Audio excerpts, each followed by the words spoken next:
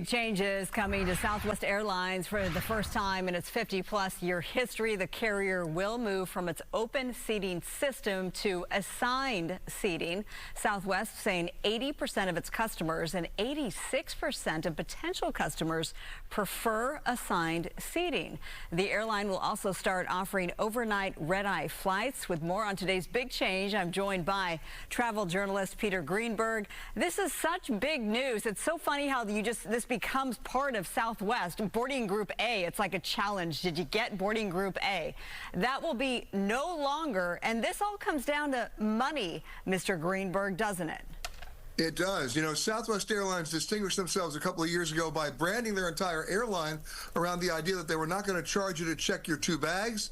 That was a very big deal, but Wall Street was not happy with that because they thought that Southwest was leaving a lot of money on the table, and in the short term they were. But their then CEO said, you know what?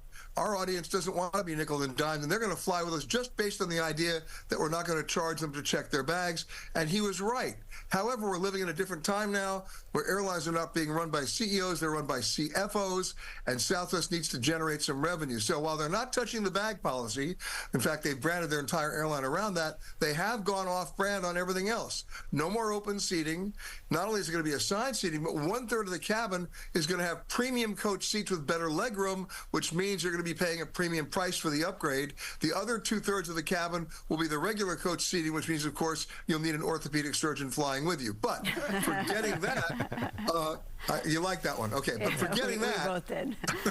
The bottom line is, you can expect ticket prices to go up, law of supply and demand. A lot of people do like assigned seating, especially families traveling with kids. It's not the huge rush to get a seat or to try to save seats until other people can get on the plane. So that may be a good thing. However, remember this, Southwest Airlines is not used to assigned seating.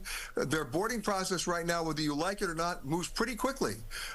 When you have assigned seating, the question is, how do you board the plane, which has been a challenge for other airlines in the past and in the present as well. Wow. Okay, so the takeaway there for people who are so concerned about this, you still do get your 2 free checked bags. You can expect to pay a lot more. Long gone will be the $59 one way, perhaps $79 one way. You're going to have to pay the premium prices, it sounds like. When does this start? Well, they first have to reconfigure their planes. They're in the process of installing new seats now. What will precede that is what you mentioned earlier. Southwest, for the first time in their history, is going to start flying red-eyes, and a lot of them will be coming from Los Angeles.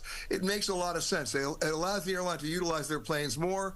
It also allows them to be able to fly to the East Coast from Hawaii with 1 or 2 stops because of the nighttime flying. So that's a very good thing for them. It's a good thing for passengers.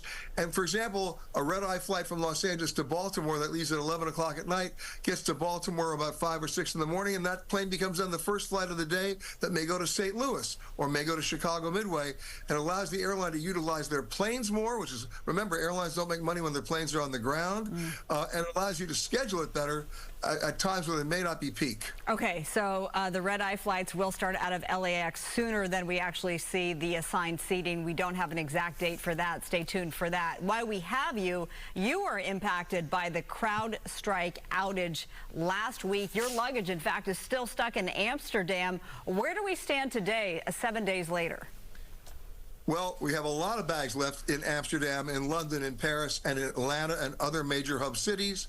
The airlines are not staffed for it. They never were. Let's go back to the crazy meltdowns of a year and a half ago when there were so many bags left in the airport in Heathrow that Delta had to send an entirely empty A330 wide-body plane to fly to Heathrow to load bags not just in the cargo hold of that plane, but in every seat of that plane, fly it without passengers to Detroit, where Delta had enough personnel to try to sort the bags to where they needed to go. And the irony of that is when that plane landed in Detroit, they found out that 25% of the bags that were on that plane should have stayed in London. Oh, come on.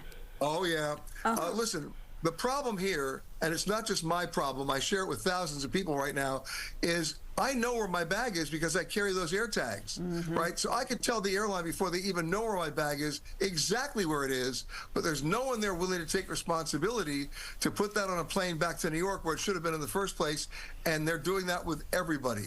That's one of the reasons you're seeing the U.S. Department of Transportation launching investigations against Delta Airlines right now about how badly they were covered when they stranded thousands and thousands of people last week. Oh, gosh, that's a lot. I hope you are reunited with your bags soon.